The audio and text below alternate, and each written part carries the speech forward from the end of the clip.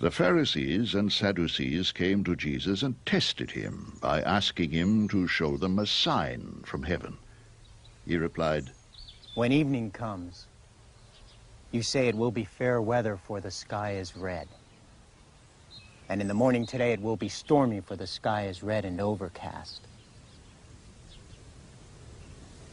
You know how to interpret the appearance of the sky, but you cannot interpret the signs of the times.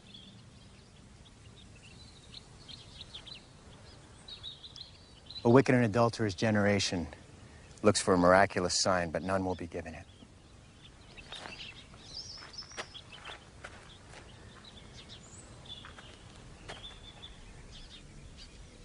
Except the sign of Jonah.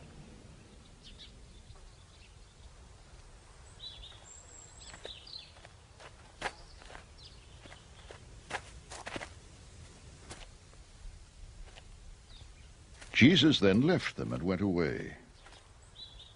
When they went across the lake, the disciples forgot to take bread. "Be careful," Jesus said to them.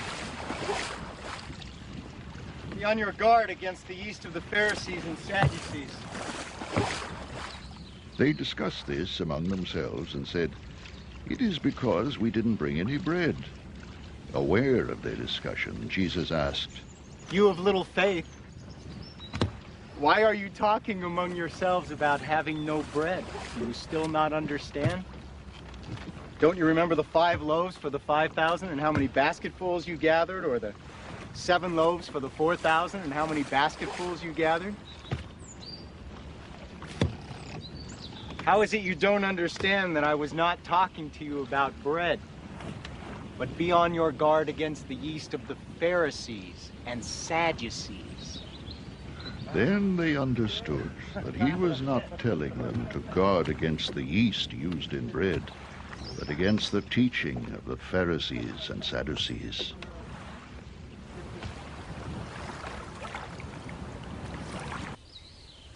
When Jesus came to the region of Caesarea Philippi, he asked his disciples, "Who do people say the Son of Man is?" They replied, "Some say John the Baptist, others say Elijah, and still others, Jeremiah or one of the prophets."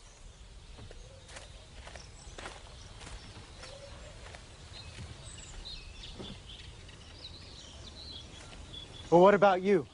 he asked. Who do you say I am?"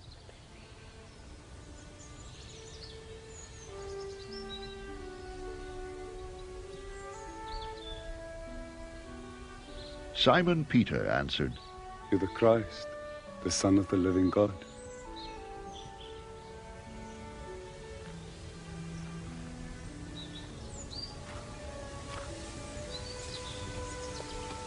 Jesus replied, "Blessed are you, Simon, son of Jonah, for this was not revealed to you by man, but by my Father in heaven. "And I tell you that you are Peter, and on this rock I will build my church, and the gates of Hades will not overcome it. I will give you the keys of the kingdom of heaven. Whatever you bind on earth will be bound in heaven, and whatever you loose on earth will be loosed in heaven." Then he warned his disciples not to tell anyone that he was the Christ.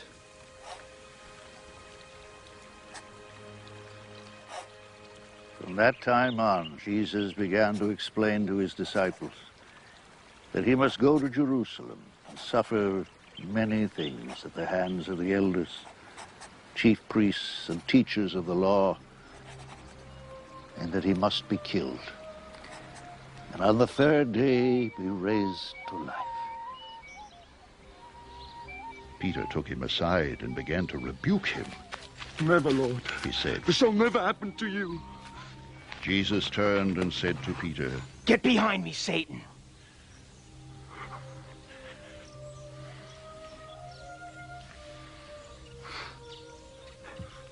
"You are a stumbling block to me. You do not have in mind the things of God, but the things of men."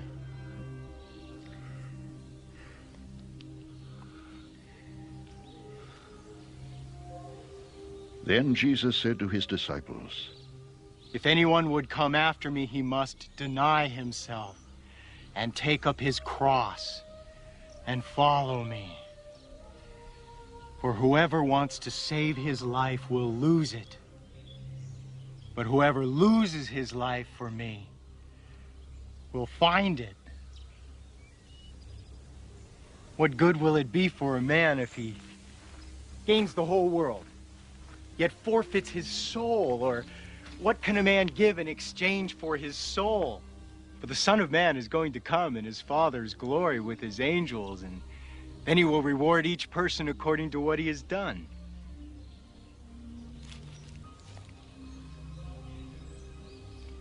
I tell you the truth. Some who are standing here will not taste death before they see the Son of Man coming in his kingdom.